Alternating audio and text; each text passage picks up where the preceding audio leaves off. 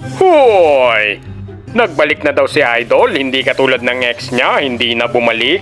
Siguro wag mo nang hintayin ng kanyang pagbabalik. Kung talagang ikaw ang gusto niya, hindi siya aalis. Kahit mawala man ang tamis o may pinagdadaanan man kayong mapait, kung talagang ikaw ang mahal, hindi siya mawawala at hindi kay pagpapalit. Idol, ayaw ko na magmahal dahil baka maagaw lang ulit. Niloloko mo ba kami? Hindi ako naniniwala. Hindi lang sa profile mo, pati sa emojing nakatawa. Okay lang iwan. At least gwapo pa rin. Yun! Ganyan dapat, hindi nagpapapekto. May malungkot man na nangyari. Buo pa rin ang loob at mahal mo ang sarili mong pagkatao. Ginawa ko na ang lahat, ngunit hindi pa rin sapat.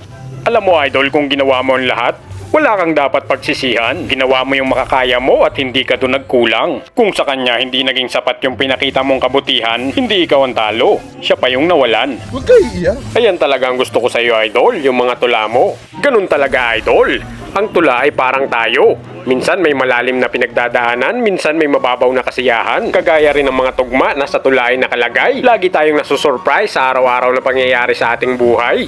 Busy si Idol sa kanyang buhay na mapait, kaya ngayon lang nabuhay at nag-vlog ulit. Lahat naman siguro, Idol, paminsan-minsan may pinagdadaanan.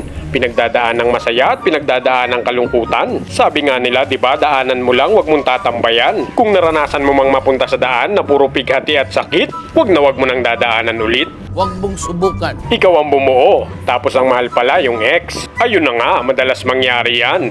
Yung ikaw ang gagamot sa puso niyang sugatan, tapos sa huli, ikaw yung iiwanan. Napakasakit naman. Madalas talaga mangyari yan sa mga taong sa relasyon ng iba, laging nakaabang. Mas mabuti pang hayaan mo na lang sila na maging masaya sa isa't isa at hanapin mo ang sarili mong kaligayahan sa piling ng iba.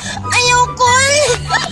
Ang sabi naman ni Idol, nagbalik ka pa kasi. Nagbalik tuloy yung sakit ng kahapon, napilit ko nang nililimot. Patawarin mo ko kung nagkaganon. Ang masaktan ka ay hindi ko intensyon, pero isa lang ang sinisigurado ko, mahal mo pa rin siya hanggang ngayon. Eto naman si Idol, pinagpalit daw sa malapit. Baka mahal yung pamasahe papunta sa inyo kaya iniwan ka. Nagtitipid siguro siya kaya sa malapit naghanap ng iba.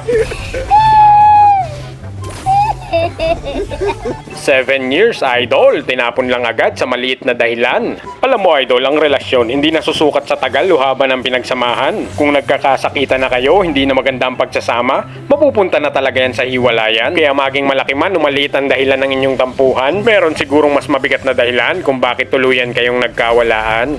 Habol ka ng habol sa kanya pero ayaw niya.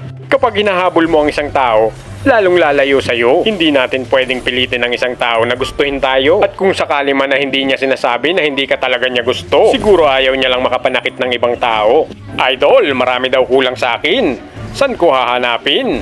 Bakit mo naman hahanapin yung kulang? Wala namang perpektong bagay dito sa mundo. Ang kailangan mo lang gawin ay maging ikaw, magtiwala sa sarili mo, at magpakatotoo. Victory!